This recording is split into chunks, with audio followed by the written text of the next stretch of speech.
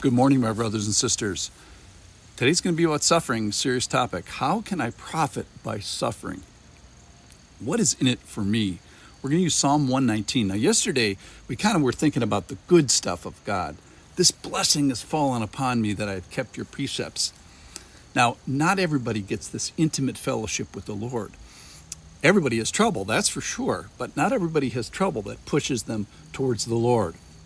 Not everybody has the Lord being shadow close, as we borrowed from Psalm 91. When trouble is danger close, God is shadow close. That was yesterday. Today we're going to talk about maybe some of the bad stuff. Well, what about suffering?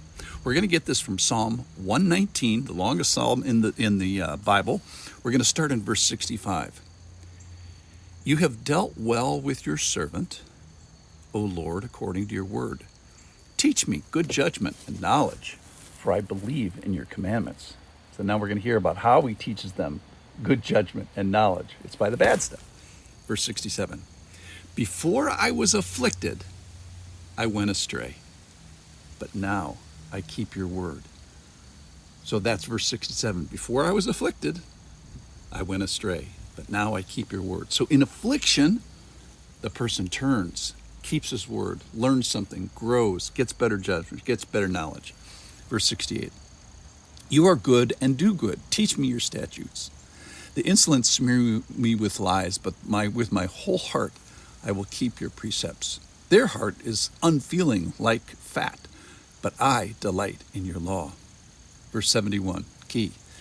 It is good for me that I was afflicted, that I might learn your statutes. Let me do that one again, 71. It is good for me that I was afflicted, that I might learn your statutes. So he declares them good and is grateful for them. Verse 72, the law of your mouth is better to me than thousands of gold and silver pieces. So is it true that the Lord allows affliction so that we can learn of him and learn of his statutes? Is it true that the Lord deals kindly with his servants, teaching them good judgment and knowledge? And when does the Lord teach us good judgment? Well, frequently when we have bad judgment, and when we are afflicted, when we have gone astray. So when does God teach us knowledge? Well, a lot of times it's when we are knuckleheads. And what is it that you can say, hey, I was afflicted back there, but it was good for me because of the harvest of that affliction is this new awareness of God, new awareness of his law, which is to say, in a familiar way, the proximity of God himself. So let's just say the truth, and you all know this. Affliction is hard, but what the psalmist says is that it can lead to something that is of more value, that I might learn of you, Lord. So what is the purpose of suffering? Well, other places in Scripture talk about glorifying Christ by imitating Christ in 1 Peter chapter 2, being a witness to others around us. But here, this affliction and difficulty and hardship and trouble results in the growth of the believer. So the problem can direct me towards the precepts of God, and trouble can help me touch the truth, and the woes can walk me towards the word, and the pain of suffering can point me towards the person of God himself. The conflict conducts me to the character of God. Now, likely you as a podcast listener and human being on this planet have plenty of hardship. The question is, have you profited from it? Have you grown from it? What's the benefit? So there's a harvest that can be reaped as the fruit of suffering. And it is good for me that I was afflicted, that I may learn of your statutes, says Psalm 119.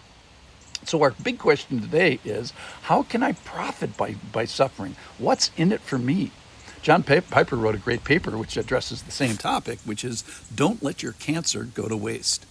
And let's just extend that. Don't let your relational suffering be without fruit. Don't let the pains, maybe even the physical pains that you have endured, only result in scars.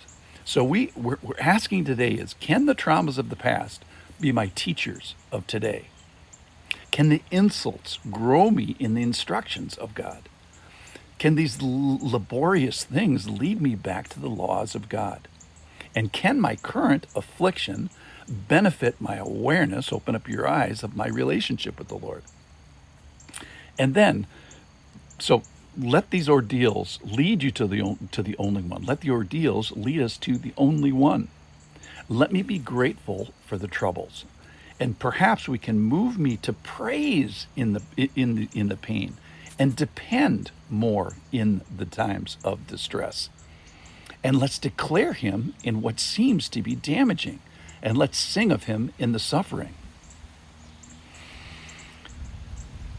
So here, our psalmist identifies difficulties with being the instructors, and he ends up being grateful for the growth and grateful even for the difficulties.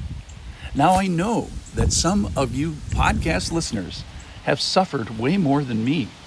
And in a sense, I want to thank you for your efforts, because I see them. Yes, I grieve with your losses and your pains. And on the other hand, perhaps too, I can even celebrate the difficulties, the sufferings that you have had to go through, because it has grown because you have grown in your faithfulness. So let me recall the two verses that I want to highlight today. Before I was afflicted, I went astray, but now I keep your word. And the other, it is good for me that I was afflicted, that I might learn your statutes. So if you're suffering today, which I'm assuming you have some aspect of that, let's let those sufferings be our teachers, be our instructors. Let us grow with that. And then the second thing is, even maybe in the suffering, be grateful. Thanks for listening.